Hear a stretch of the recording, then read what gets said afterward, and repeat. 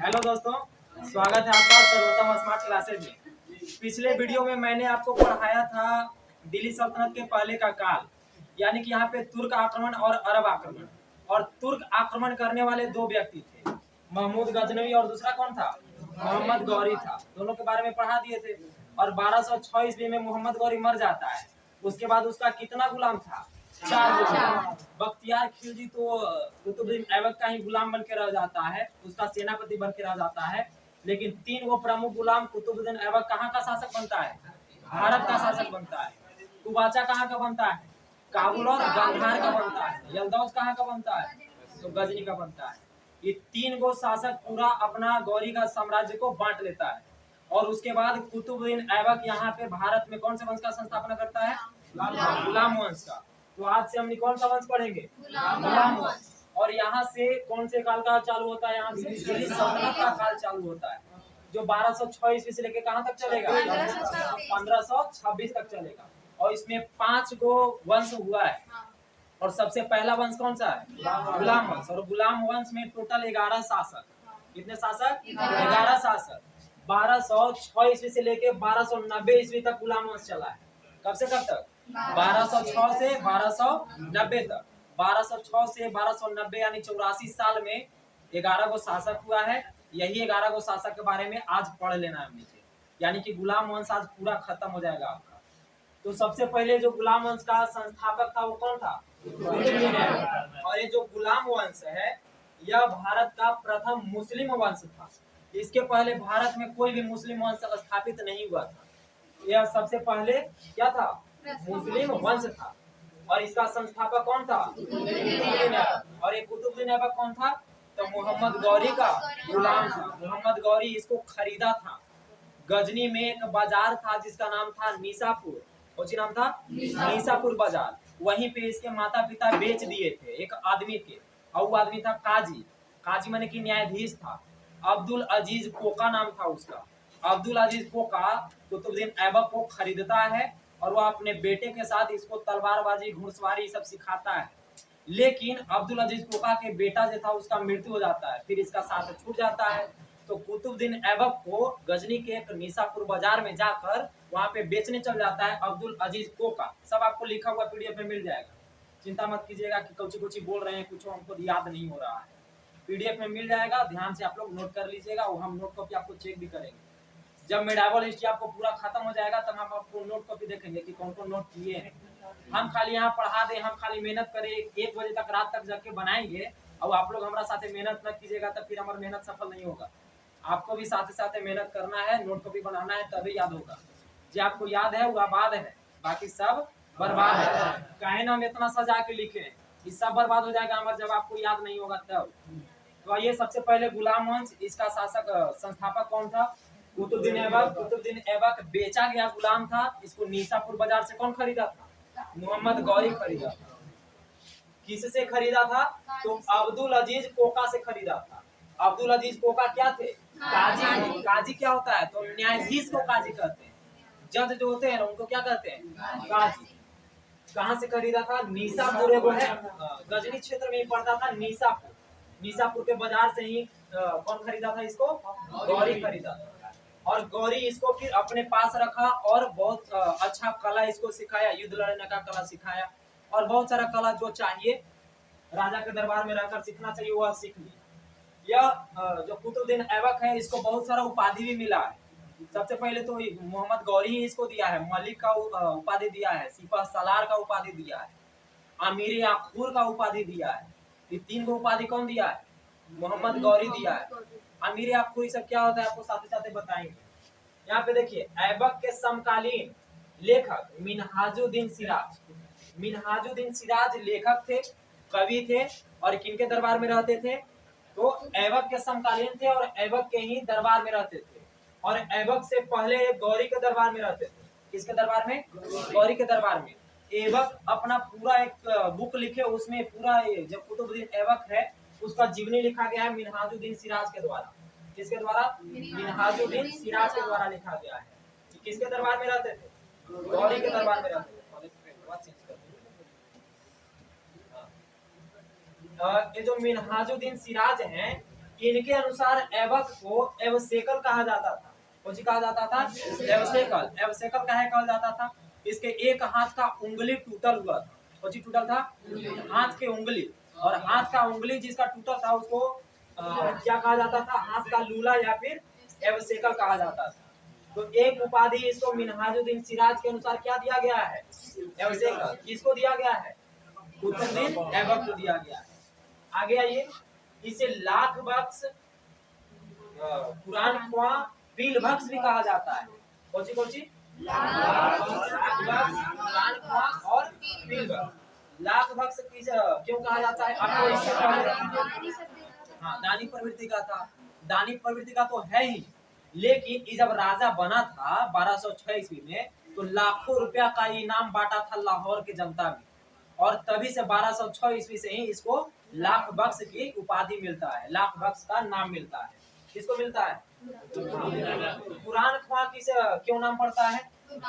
तो जो कुरान है इसको पूरा पूरा याद था, और कुरान को यह लयबद्ध तरीके से बहुत अच्छे से पढ़ लेता था, इसलिए इसको कौन सा उपाधि मिला? कुरान ख्वां का उपाधि मिला। और पील बख्श ये हाथी का दान देता था, हाथी का दान देने के कारण इसको कौन सा उपाधि मिला? पील बख्श की उपाधि मिला। और ये जब राजा बना था, और 1206 ईस्वी में राजा बना था। कब राजा बना था? 1206 ईस्वी। वैसे ये तो राजा के गद्दी जो होता है उस पे बैठा नहीं था, ये अपने को मानता था कि हम गौरी के गुलाम हैं, और गुलाम के ही पद पर रहकर हम अपने राज्य को संभालेंगे। अगर गौरी नहीं है तो क्या हुआ? हम राजा कभी नहीं बनेंगे, हम हमेशा गुलाम ही रहेंगे। और एक कभी भी सुल्तान का उपाधि धारण नहीं किया था। कौन? कुतुबुद्दीन ऐबक। हमेशा यह अपने सेनापति के पद पर ही रहकर अपने राज्य का देखभाल करता था, शासन करता था। यह सुल्तान का उपाधि धारण नहीं किया था। कौन? कुतुबुद्दीन ऐबक। इसने अपना राजधानी कहाँ बनाया था? लाहौर को बनाया था, और लाहौर की जनता का इसका बहुत समर्थक था। इसने अपने गुलाम और इसका दामाद जो था इल्तुतमिश था। कौन था? इल्तुतमिश। इसको ये बदायूं, यूपी का भी जिला है, बदायूं कौन सी है? यूपी का जिला, यही का राज्यपाल नियुक्त किया था। किसको नियुक्त किया था? इल्तुतमिश को। कौन किया था? कुतुबुद्दीन ऐबक किया था। कौन था इल्तुतमिश? तो इसका दामाद था और गुलाम था। इसी को कहा जाता है गुलामों का गुलाम। गुलाम का गुलाम यह इल्तुतमिश।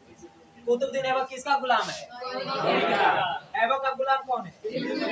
गुलाम का गुलाम हुआ नहीं, गुलाम का गुलाम कौन है? इल्तुतमिश। देखिए इसके नाम में जो ऐबक का अर्थ है वो चंद्रमा का देवता होता है। क्या होता है? चंद्रमा का देवता। कुतुबुद्दीन ऐबक में जो ऐबक शब्द है उसका अर्थ क्या होता है? चंद्रमा का देवता होता है। कुतुबुद्दीन ऐबक को गौरी ने कहाँ से खरीदा था? बाजार से खरीदा था। कुतुबुद्दीन ऐबक ने ही अपने गुरु अलकाकी के नाम पर कुतुब मीनार की नींव रखी थी। तो आपको पिछले वीडियो में भी बता दिए थे। कब नींव रखा गया था? नहीं याद है? नहीं याद है? 1199 में। लेकिन पूरा हुआ था? पूरा कब हुआ था? कौन करवाया था? जब वही बदायूं का राज्यपाल इल्तुतमिश राजा बनेगा, शासक बनेगा, तब अपने शासन काल में 1229 में कुतुब मीनार का पूरा निर्माण करवाएगा। शुरू कौन किया था? कुतुबुद्दीन ऐबक किया था। कब किया था? किनके नाम पर किया था? अपने गुरु अलकाकी के नाम पर किया। आपको बताया था ना पहले। और यही सबसे पहले यहाँ पे इस्लाम धर्म के लिए सबसे पहला मस्जिद भी बनाया था, जिसका नाम कुछ था? कुव्वत उल इस्लाम। क्या नाम था? और अजमेर में एक संस्कृत विद्यालय चलता था जो बड़ी कमजोर था, उसी का रिपेयर 2.5 दिन में करवा देता है। रिपेयर करवा के उसको मस्जिद बनवा देता है, और उसी का नाम कुछ ही रखता है 2.5 दिन का झोपड़ा। ये कहाँ स्थित है? पहले बता दिया आपको। आगे आइए, इसका ये जो 1210 ईस्वी है, इसमें चौगान, चौगान को क्या कहते हैं?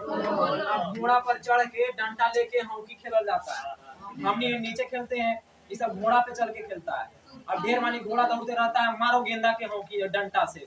यही कौन खेल कहलाता है? पोलो या फिर चौगान कहलाता है। यही जब ही खेल रहा था कुतुबुद्दीन ऐबक, तब यह घोड़ा से गिर गया। घोड़ा से गिर गया। अब ढेर मानी घोड़ा दौड़ रहा था, घोड़ा चढ़ गया एकरा पे, चढ़ गया और 1210 ईस्वी में ही वहीं पे टपक गया बेचारा। घोड़ा से नीचे टपका के सीधे ऊपर चल गया। कब चल गया ऊपर? 1210 ईस्वी। ये आया कब था भारत में, अपना शासन स्थापित कब किया? 1206 ईस्वी। कब स्थापित किया? 1206। लेकिन 1206 से पहले भी इसको यहाँ का कार्यभार संभालने के लिए गौरी देकर गया था पदभार गजनी, और उसी समय यह कुछ महत्वपूर्ण काम भी किया था, जैसे कुव्वतुल इस्लाम मस्जिद बनवाया था, अजमेर का 2.5 दिन का झोपड़ा बनवाया था, कुतुब मीनार का नींव रखा था। ये तो स्थापना करता 1206 में, लेकिन इस्लाम धर्म के प्रचार के लिए बहुत काम पहले ही कर चुका है, जो आपको पहले ही वीडियो में बता दिए। वो सब पीडीएफ आप तनी नोट करके याद करते जाइएगा, नहीं तो एक साथ ढेर मानी जब हो जाएगा ना तब बोझ लगेगा। अभी आप लोग एक एक करके रिवीजन करते जाइए और दोस्त से तनी सुना सुनी करते रहिए। हम लोग के मौका कितना मिलता है, आज पीडीएफ रिमाइंडर सुनते रह जाते हैं आप। तो आगे इसका जो मर गया, कहाँ मरा था ये? लाहौर में मरा। लाहौर में इसका राजधानी था, लाहौर से ही शासन करता था अपने क्षेत्र में। लाहौर में ही यह चौगान खेलते समय मर गया। अब लाहौर में मरा था, गड़ाएगा कहाँ? लाहौर में। तो इसका कब्र कहाँ है? लाहौर में है। इसका कब्र कहाँ है? लाहौर में। कुतुबुद्दीन ऐबक से जितना संबंधित पद था, जितना क्वेश्चन था आपको बता दिए, जितना महत्वपूर्ण था आपको पिछले वीडियो में भी बताए थे और ये में भी बताए। इसके गुरु का नाम क्या था? अल्ताफी नाम था। इनके नाम पे कैसे बनवाया था? 2.5 दिन का झोपड़ा कहाँ है? अजमेर में। इसी का एक पुत्र था जिसका नाम था आराम सा, लेकिन ये बहुत अयोग्य था। क्या नाम था? आराम सा। यह अयोग्य शासक था, इसको कोई ज्ञान नहीं था। ऐसु बनल बाप के बिगड़ल ज्यादा बेटा निकलता है, नालायक निकल जाता है। बढ़िया बढ़िया आदमी के बेटा बिगड़ जाता है, इकलौतन तो और ज्यादा बिगड़ता है। इसके बेटा का नाम क्या था? आराम सा। इसका जो बेटा था ये अयोग्य था, लेकिन जैसे 1210 ईस्वी में मरा तो लाहौर के जनता ने इसको जबरदस्ती एकदम बनवा दिया कि ना बनो। राजा जब न रहेगा तब कोई भी आक्रमणकारी यहाँ पे आक्रमण कर देगा और राजा के अनुपस्थिति में यहाँ पे हड़प लेगा। तुम यहाँ पे गद्दी पे आ जाओ, कम से कम राजा नाम के तो रहेगा ना। तो 1210 ईस्वी में ही राजा बनता है। कब बनता है? 1210 ईस्वी में ही अगला शासक बनता है। पहला शासक गुलाम वंश का कौन है? कुतुबुद्दीन ऐबक। दूसरा कौन बना? कब बना? 1210 ईस्वी में बना। जैसे इसके पिताजी मरे तैसे ही क्या बन गया? अगला शासक बन गया। लेकिन इसका गुलाम और इसका जो ऐबक था उसका दामाद कौन था? वो सोचता था कि तो गुलाम वंश है, गुलाम के यहाँ चलता है, तो हम भी इसका गुलाम है, हम ही अगला शासक बनेंगे। वो सोचता था, वो योग्य भी था, बड़ी बढ़िया राजा था। वो राजा तो था नहीं, पहले गुलाम था, लेकिन राजा आगे बहुत बढ़िया बना चल के। जब पता चला वो कहाँ का वो राज्यपाल था? बदायूं का। कौन? कुतुबुद्दीन ऐबक के बेटे का नाम क्या था? आराम सा। आराम सा यह कब गद्दी पर बैठा? 1210 ईस्वी। और जब यह गद्दी पे बैठा तो इल्तुतमिश को पता चल गया। किसको पता चल गया? और वो कहाँ था? यूपी के बदायूं में था। बदायूं का वो क्या था? राज्यपाल। जब उसको पता चला कि ये आराम सा बन गया, वो अयोग्य है, पूरा लेके डूब जाएगा तुर्क साम्राज्य को, अब हमको बने पड़ेगा। तो आया उधर से सेना लेके और इधर से आराम सा गया, यो राजा बन गया और इसको पे आक्रमण कर आ रहा है। भले है इसका जीजा जी, इसका कौन था? वो जीजा था। हाँ, ऐबक का दामाद वही था बेटा, तो वो दोनों की रिश्तेदारी क्या हुआ? जीजा था। जीजा साला दोनों था, दोनों में लड़ाई हुआ। और कहाँ हुआ? तो इसके शासक बनने के तुरंत बाद इल्तुतमिश से नाराज हो गया और बदायूं से अपनी सेना लेकर आराम शाह से 1211 ईस्वी में लड़ने चला आया।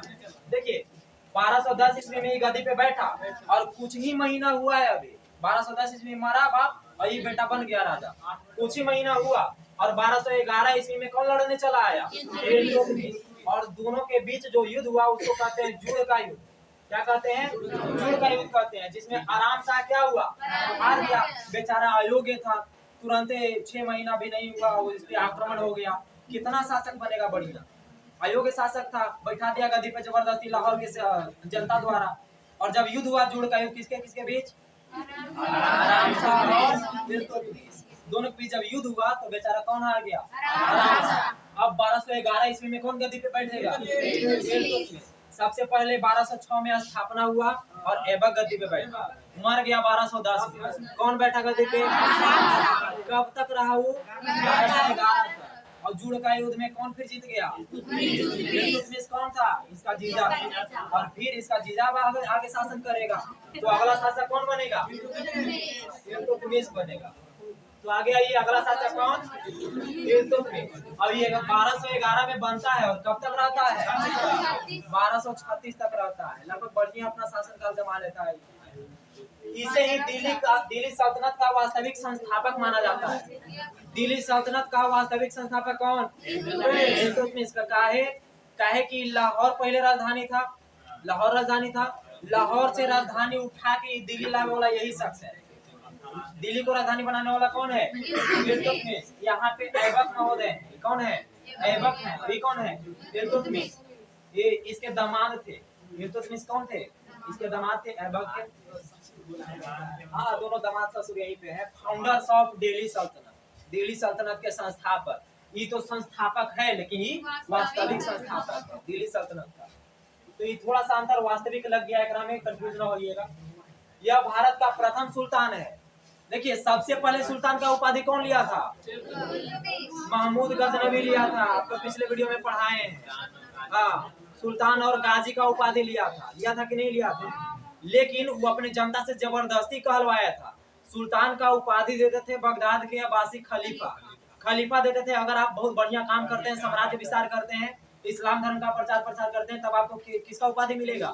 सुल्तान का और गाजी का उपाधि मिलेगा। लेकिन गजनवी जबरदस्ती करवाया था अपने जनता से, इसलिए वो हुआ तो। लेकिन वैधानिक तौर पे अब्बासी खलीफा द्वारा किसको सुल्तान माना गया?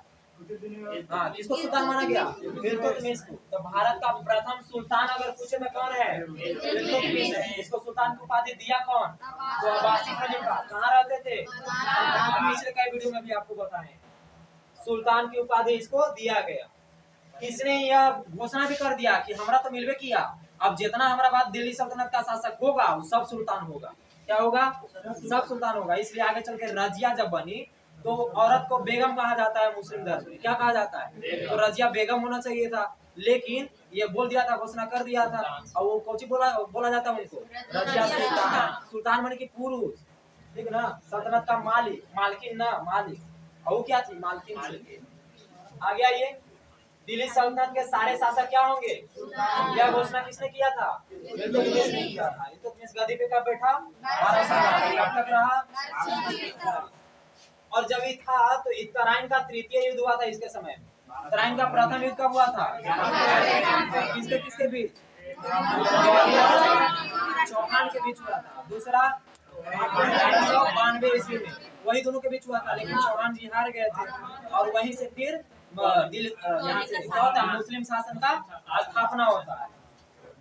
अब जो तराइन का तृतीय युद्ध है ये कब होता है? 1215 ईस्वी में। यल्दौज और इल्तुतमिश, ये दोनों कौन था? प्रोग्राम पढ़ाए थे ना, यल्दौज, कुबाचा और ऐबक और बख्तियार खिलजी। यल्दौज कहाँ के बना था? गजनी के बना था। गजनी का राजा बना था ना। अब गजनी का राजा तो बन गया, लेकिन जैसे पता चला कि ऐबक मर गया तो वो यहाँ पे आक्रमण करने चला आया और कहता है कि असली उत्तराधिकारी हम हैं, तू तो गुलाम के गुलाम है, हम असल का गुलाम के गुलाम है। वह असल का जो गौरी था उसका हम गुलाम अभी बचल है, उसका गुलाम अभी बचल है। ऐबक तो मर गया, तब इसका अधिकार हमको होता है कि हिंदुस्तान पे आक्रमण करके हम यहाँ पे अपना राज्य का स्थापना करें और हम यहाँ पे शासन करें। तो यहाँ पे अगला आक्रमण कौन कर देता है? यल्दौज करता है। और यही क्या कहलाता है? तराइन का तृतीय युद्ध कहलाता है। तराइन अभी पंजाब के करनाल क्षेत्र है, वहीं पे तरावड़ी क्षेत्र है, वही पहले कहलाता था तराइन। कौन सा क्षेत्र? पंजाब का करनाल जगह है। करनाल जगह को क्या कहा जाता था? तरावड़ी क्षेत्र को तराइन कहा जाता था। यही पे देखा ही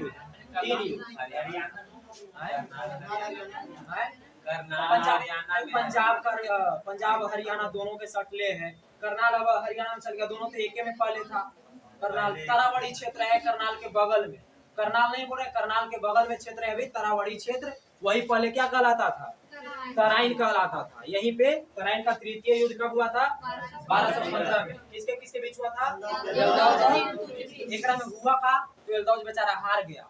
यहाँ पे इल्तुतमिश कोई अयोग्य शासक नहीं था, ये बहुत बढ़िया ज्ञानी आदमी था। यह योग्य शासक था। यह किसको हरा देता है? यल्दौज को हरा देता है। यल्दौज फिर अपना सेना लेके वापस गजनी भाग जाता है, मरता नहीं है, भाग जाता है, अपना युद्ध छोड़ के भाग जाता है। तराइन का तृतीय युद्ध में किसका हार हुआ?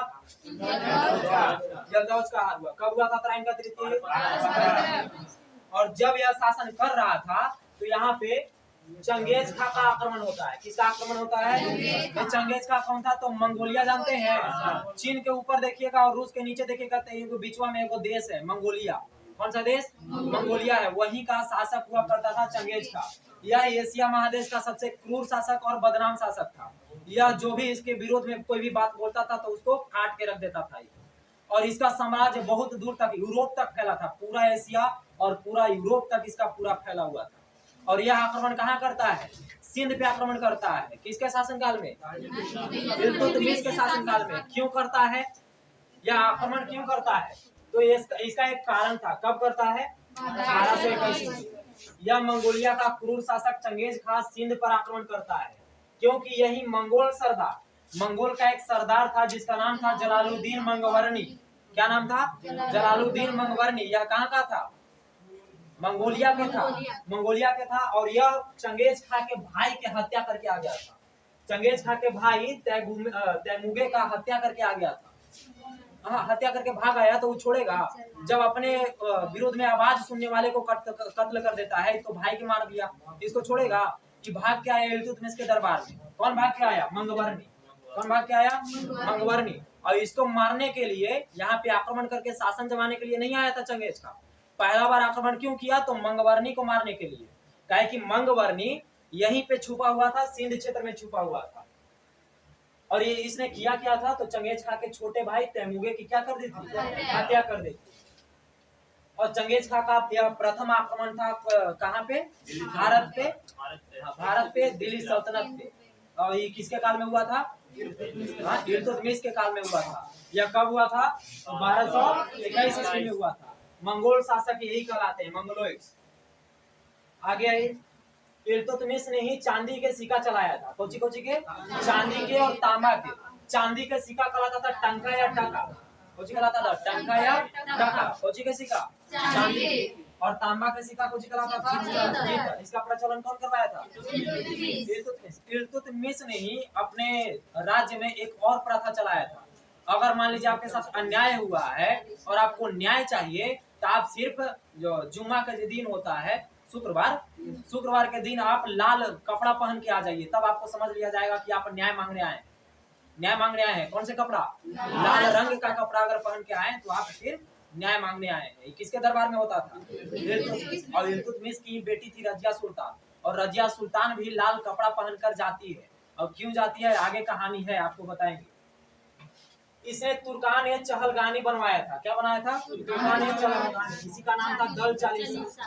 40 लोगों का एक समूह था जिसको क्या कहा जाता था? दल चालीसा। अगर कोई राजा बगल में है, वो इल्तुतमिश के विरोध में कोई षड्यंत्र रच रहा है, जैसे अभी गुप्तचर होता है ना, उसी दल चालीसा होता था। इसी को क्या कहा जाता था? तुर्कान ए चहलगानी। इसमें कितने लोग होते थे? 40 लोग। अगर कोई राज्य में कोई आवाज उठा रहा है तो उसको जाके काट दो, ये सब के काम होता था। अगर कोई राजा के विरोध में कोई भी काम हो रहा है, उसको जाके ध्वस्त कर दो, उसको जाके दबा दो। ये किसका काम होता था? तुर्कान ए चहलगानी का या दल चालीसा का। दल चालीसा किसने बनवाया था? इल्तुतमिश ने बनवाया था। इसने ही एकता प्रथा शुरू किया था। कौन सा प्रथा? कौन कौन काम किया है, यही आपको बहुत महत्वपूर्ण है, ध्यान से सुनिएगा। एकता प्रथा को, एकता का मतलब भूमि होता है।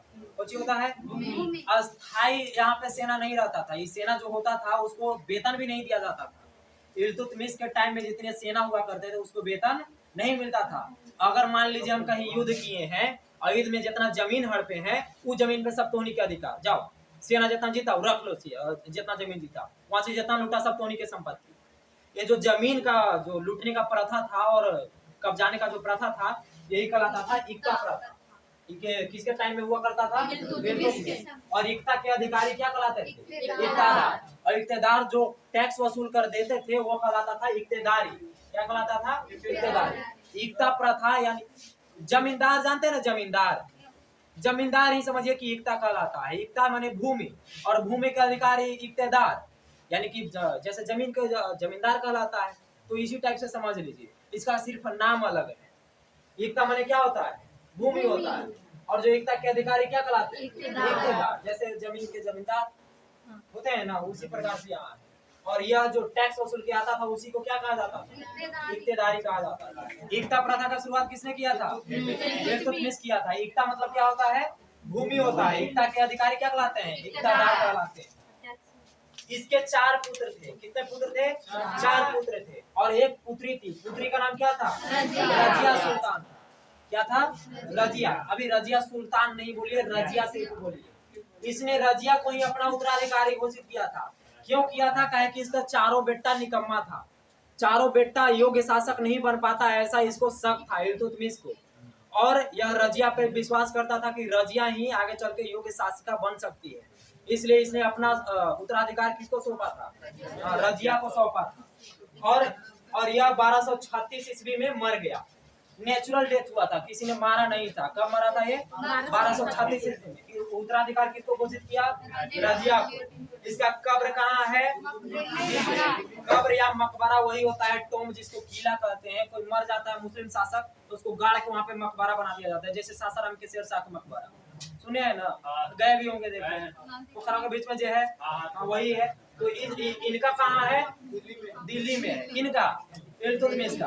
तो इल्तुतमिश क्या क्या किया ये आप जान लिए। अब इनका उत्तराधिकारी कौन बने?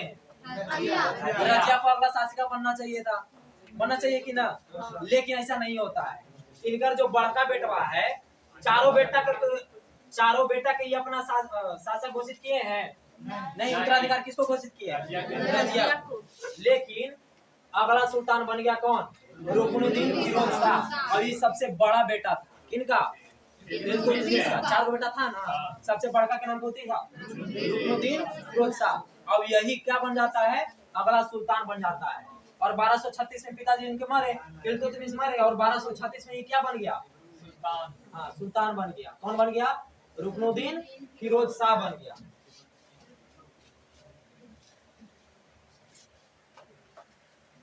अब रुकनुद्दीन फिरोज शाह बन गया तो इल्तुतमिश का बड़ा पुत्र का नाम क्या था? रुकनुद्दीन फिरोज शाह। इसके मृत्यु के बाद यह अगला शासक बना। इसका विरोध रजिया ने लाल वस्त्र पहनकर किया। आपको पीछे बताए हैं कि लाल वस्त्र क्यों, लाल वस्त्र क्यों, ऐसा पूछा जाता है। इल्तुतमिश के दरबार में एक प्रथा चलता था कि आपको न्याय चाहिए तो क्या पहन के आ जाइए? लाल वस्त्र। फिर लाल वस्त्र पहनकर कौन जनता के सामने गई? रजिया गए कि हमको न्याय चाहिए। क्या न्याय चाहिए? तो हमको पिताजी उत्तराधिकार घोषित करके गए, लेकिन बन गया कौन? हमारा बड़ा भाई बन गया, जो अयोग्य शासक है। आप लोग को सब गुलाम बना देगा, दूसरा को आक्रमण करेगा, वो हड़प लेगा। हम उत्तराधिकार हैं, हमको राजा बनवाइए, हमको शासिका बनवाइए, रानी बनवाइए। लेकिन बन गया जबरदस्ती कौन? रुकनुद्दीन फिरोज शाह बन गया। अब 1236 ईस्वी में रुकनुद्दीन फिरोज शाह को दिल्ली की जनता ने हटाकर रजिया को अगली शासिका बना दिया। क्यों बना दिया? कहे कि इन्हीं को क्या घोषित किया गया था? उत्तराधिकार घोषित किया गया। अब 1236 ईस्वी में कुछ महीना के लिए सिर्फ बना था रुकनुद्दीन फिरोज शाह। अब दिल्ली में विद्रोह करके सब जनता किनको हटा दिया? रुकनुद्दीन फिरोज शाह को हटा दिया। और किनको बना दिया? रजिया सुल्तान को। सिर्फ एक साल के लिए कौन टपका बीच में? रुकनुद्दीन फिरोज शाह। नहीं ना पड़े प्रतापनी के। अगला शासिका कौन बनेगी? रजिया सुल्तान। और रजिया सुल्तान कब बनेगी? तो 1236 में। कब बनेगी? 1236 में। तो ये सीरियल वाला है, आप कैसे नजर आना चाहिए कि ये रजिया सुल्तान। एक पे ध्यान मत देना, इधर ध्यान दो हमरा पे। रजिया सुल्तान। रजिया सुल्तान महारानी कब बनी? महारानी नहीं, उसको सुल्ताने बोली। काहे कि अपने आप को बेगम नहीं मानती थी। ये पूरा उस समय देखिए, आप जानते हैं कि हमने की आजादी के बाद भी अभी भी महिला के साथ कुछ भेदभाव किया जाता है। अभी भी, अभी कब के इतिहास है? 1200 यानी 13वीं सदी के इतिहास है। अभी 21वीं सदी में यहाँ पे कुछ भेदभाव किया जाता है, और वो तो कैमी सदी था? 13वीं सदी उस समय। और मुस्लिम धर्म में तो और पर्दा में रखा जाता है स्त्री को। अभी भी नकाब पहनाया जाता है, पहना जाता है कि नहीं? अभी भी प्रथा है नकाब प्रथा। लेकिन इनका क्या नाम था कि नहीं, हम यहाँ की शासिका बनेंगे, और शासिका बनेंगे तो हम पूरा राजा का, शासक का हम पूरा पहनावा पहनेंगे, और घोड़ा पर भी घूमेंगे। ये पूरा मर्द का पूरा कपड़ा पहनती थी, टोपी उपी सब लगाती थी, और यह घोड़ा पर बोलती थी। यह अपने आप को सुल्तान बुलवाती थी। क्या बुलवाती थी? बोले कि हमको बेगम कोई नहीं बोलेंगे, हमको क्या बोलेंगे? सब सुल्तान बोलेंगे। इसलिए इनका नाम पूरा क्या पड़ता है? रजिया सुल्तान पड़ता है। यह कब बनी शासिका? और कब तक रही? 40 में। अब 40 तक ही क्यों आगे आपको पता चलेगा। रजिया ने इसका दो तीन को बहुत मतलब कि विश्वासी आदमी था, दो तीन को बहुत विश्वासी आदमी था, और उसको अच्छे अच्छे पद पे नियुक्त किए थे। एगो था, एक एतगीन था। पहला कौन था? एतगीन था। दूसरा अल्तुनिया था, और तीसरा याकूत खान। याकूत खान, ठीक ना? याकूत खान तो इसका प्रेमी था। एतगीन को बदायूं का क्या बनाया? इक्तेदार नियुक्त किया। इक्तेदार अभी आपको बताए ना, इक्तेदार क्या होता था? जैसे जमींदार होता है, भूमि के मालिक होता है, वहीं पे टैक्स वसूली के काम करता था। तो बदायूं का इक्तेदार किसको नियुक्त किया? हाँ, किसको किया? एतगिन को। वैसे ही भटिंडा, भटिंडा कहाँ है? पंजाब में है। यहाँ पे वो बहुत बड़ा सैनिक छावनी भी है। तो भटिंडा का इक्तेदार किसको नियुक्त किया? अल्तुनिया को। अब ये जो अल्तुनिया है ना, ये बचपन से ही रजिया को पसंद करता था और प्यार करता था इससे, लेकिन रजिया को नहीं पता था। अंदर अंदर कौन करता था? One sided love. हाँ, एक तरफ था, एक साइडेड लव ना, वन साइडेड लव माने कि एक तरफा प्यार। अभी जो याकूत खान था, याकूत खान ये जो इल्तुतमिश था, इल्तुतमिश के टाइम से ही था। इल्तुतमिश का ये गुलाम था। कौन था? याकूत खान। और यह उसका जो घोड़ा उड़ा होता था, शाही घोड़ा, उस सब पे नहलावे धुलावे के उस सब पे देखभाल करता था। कौन? याकूत खान। और याकूत खान, याकूत खान जब भी इल्तुतमिश घोड़ा पर बैठता था तो उसको जैसे आप गुलाब देते ना कोई लड़की के, वैसे ही बैठ के हाथ ऐसे धरता था और एकरा पे बैठ के हाथ पर गोड़ रख के इल्तुतमिश घोड़ा पे चढ़ता था। किसके हाथ पे रख के?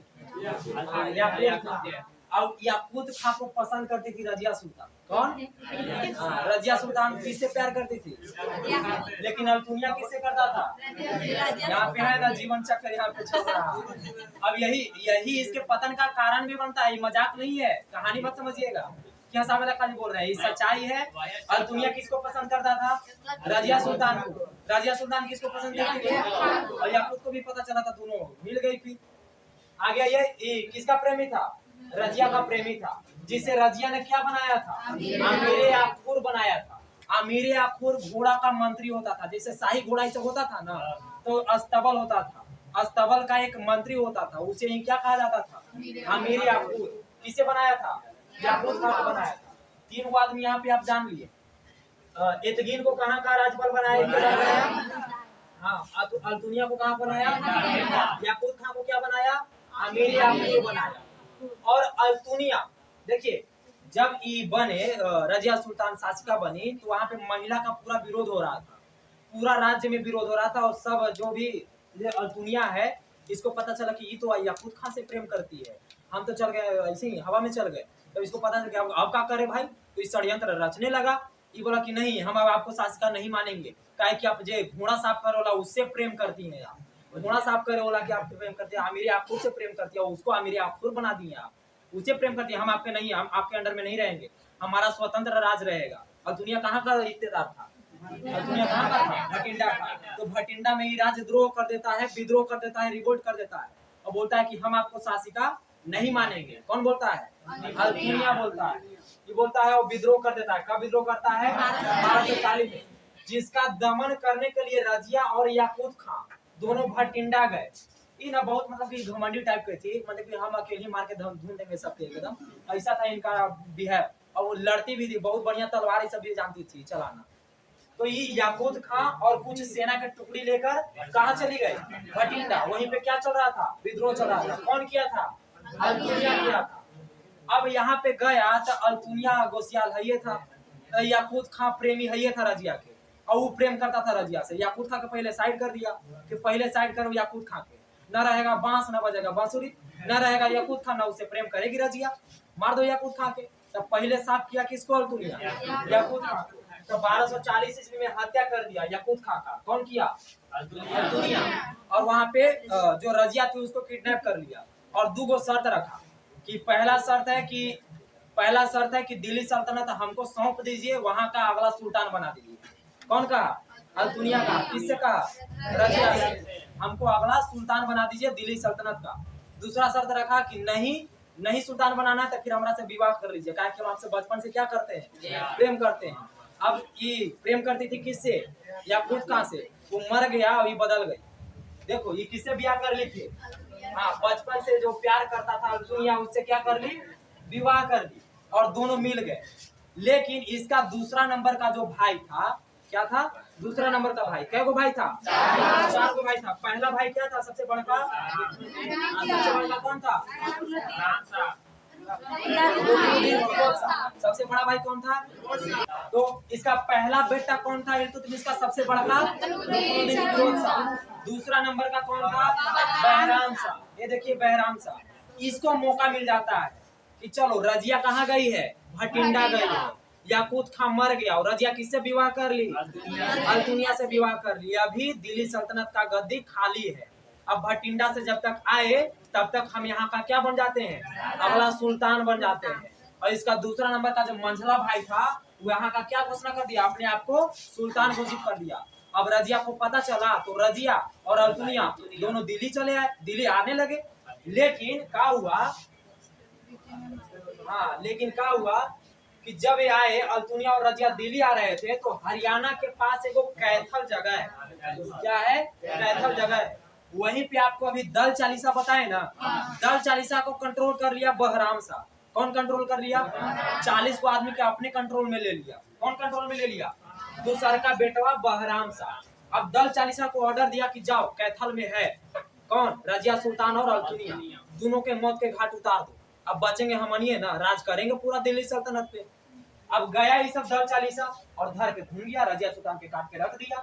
कहाँ काट दिया, कैथल जगह, कैथल जगह में काट दिया। अब काट दिया तो यहीं पे इसका क्या मिलता है, कब्र और मकबरा मिलता है। किनका,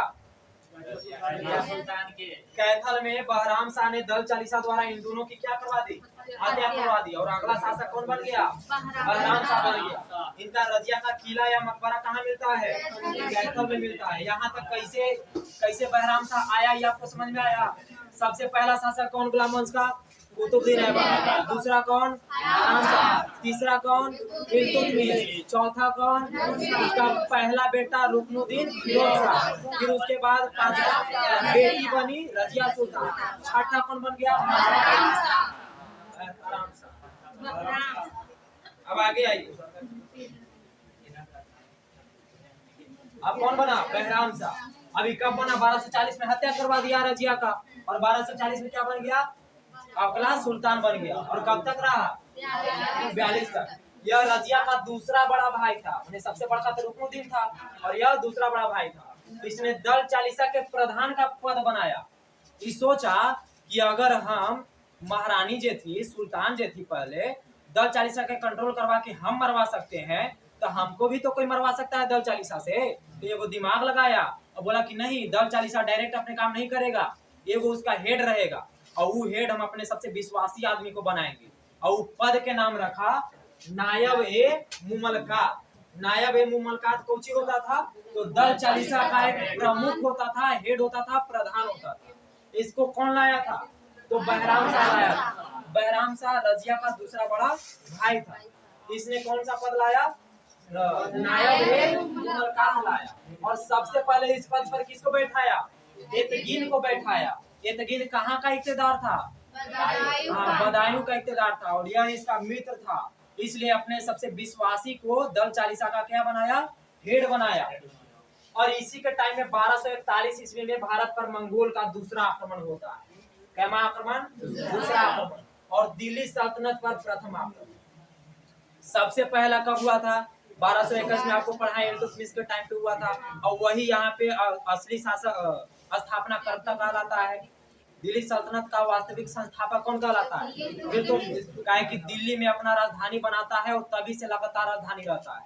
और उसको कब राजधानी बनाता है, 1229 ईस्वी में। दिल्ली को इल्तुतमिश राजधानी कब बनाता है, 1229। लेकिन मंगोल के ऊपर पहले ही नहीं हो गया था आक्रमण 1221 में। इसलिए दिल्ली सल्तनत पे पहला आक्रमण माना जाता है और भारत पे दूसरा आक्रमण माना जाता है। किसके टाइम पे, बहराम शाह। अभी हुआ कब था, 1241 में। इसी के समय में मंगोल का दूसरा आक्रमण हुआ था और दिल्ली सल्तनत पे पहला आक्रमण हुआ था। अरे आओ ना जी। अब आगे आइए, अगला है मसूद शाह। यह जो था, यह रुकनुद्दीन फिरोज शाह का पुत्र था। रुकनुद्दीन फिरोज शाह कौन था, इल्तुतमिश का बड़का बेटा था। और इसका पुत्र कौन था, मसूद शाह। मसूद शाह आता है और बहराम शाह के हत्या करवा देता है, अपने चाचा के मार देता है। आपको पहले ही बताए थे ना कि इस जो मध्यकालीन भारत है इसी को कहा जाता है संघर्षरत भारत। क्यों कहा जाता है, क्योंकि कोई भी आएगा मार के काट के अपने वंश के यहाँ पे स्थापना करेगा, अपना शासक बनेगा, इसलिए इसको कहा जाता है संघर्षरत भारत। ये मसूद शाह अगला शासक बनता है 1242 में बनता है। किसको मार के बनता है, बहराम शाह को मारकर बनता है अगला सुल्तान। और इसकी हत्या फिर करता है नसीरुद्दीन महमूद कर देता है, और नसीरुद्दीन महमूद बनता है अगला शासक। और ये कब से कब तक बनता है? 1246 से 1265 तक बनता है। और इसने अब एक अगला यहाँ से महत्वपूर्ण आपको चालू होगा आदमी, इसने एगो वजीर का यहाँ पे पद लाया था, वजीर एगो नियुक्त किया था। वजीर माने प्रधानमंत्री, पीएम। और ये वजीर जिसको नियुक्त किया था उसका नाम था बलबन। क्या नाम था? और बलबन का एक और नाम था उलूग खान। इसका एक और उपनाम क्या था? उलूग खान नाम था। और जब यह 1265 ईस्वी में नसीरुद्दीन महमूद मरा तो इसके पूरा जो उत्तराधिकार था सबके मरवा के बलबन अगला सुल्तान बन जाता। गियासुद्दीन 1265 में मरता है, बनता है, शासक बनता है, और कब तक रहता है? 87 तक रहता है। यही है बलबन। ये थोड़ा सा योग्य शासक था। इसने दल चालीसा को नष्ट कर दिया। काहे नष्ट कर दिया? ये बड़ी तेज आदमी था। ये जानता था कि इतना जो शासक है सब मरा है दल चालीसा के कारण मरा है। दल चालीसा के कारण सब राजा अपने जान गवाया है। काहे ना मेरे खत्म कर दे। तो दल चालीसा के आदमी के 400 की सब पिकनिक पे भेजता है और पीछे से सेना के भिजवा के धर के कटवा देता है। कौन? बलबन। बलबन भिजवा के मरवा देता है। और जब बलबन दल चालीसा को खत्म करवाता है तो इसका जो जितना भी राज्य के जो जनता थे सब इसके तरफ से कोई भी नहीं बोलता है, सब इसके विरोध में हो जाता है जनता। और जब विरोध में हो जाता है तब यह लॉ एवं रक्त की नीति अपनाता है। लॉ एवं रक्त की नीति मतलब कि अगर कोई हमारे विरोध में बोले तो उसको काट के रख दो, उसको एकदम गला उतार दो, धड़ एकदम अलग कर दो उसको सर से। तो लॉ एवं रक्त की नीति किसने अपनाया था? गियासुद्दीन बलबन। और इसी ने सिजदा या पाइबोस प्रथा चलाया था। सिजदा और पाइबोस प्रथा कुछ होता है, जब भी कोई आप इनके सामने आइए बलबन के सामने तो इसके पैर को आप चूमिए, इसके पैर को आप चूमिए और ठेहुना पे आप बैठ जाइए, घुटने पे आप बैठ जाइए। यही प्रथा कौन सी कहलाता था? सिजदा और पाइबोस प्रथा कहलाता था।